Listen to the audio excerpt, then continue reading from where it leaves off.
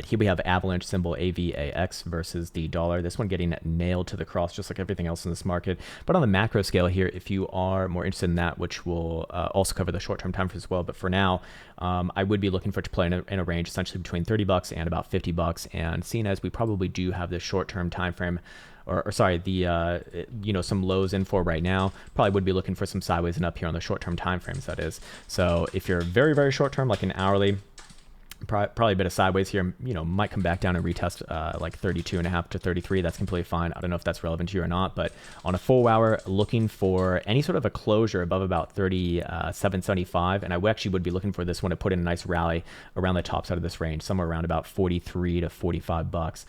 Which is a nice move there. Daily, we're seeing extremes on the lows here. I do think that this one very likely trades back up to the shallow 40s. We're seeing extremes here on daily BBWP. We're seeing extremes here on daily RSI.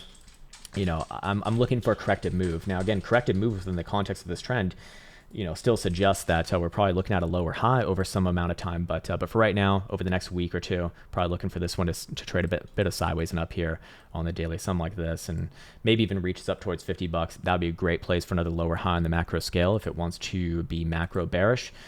But I probably shouldn't judge it before it does something like that. Generally speaking, long term, I think that the hopium here is that you spend some time within this range, reaccumulate over basically until like the end of the year, and then maybe try an upside move.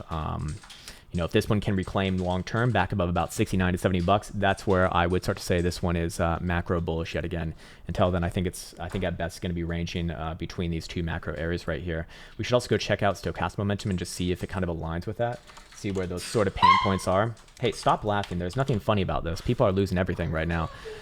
Daily stochastic momentum is to the upside above $25.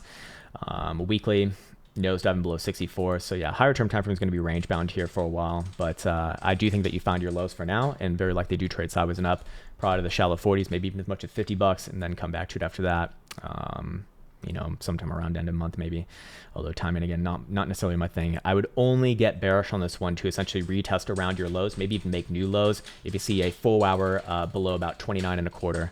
At that point, I'd be looking for your lows to be retested and probably new lows incoming as well, maybe down to like $20. But for right now, most things in this market I do think has found some short-term lows, so hopefully that was helpful when they go for AVAX, sir.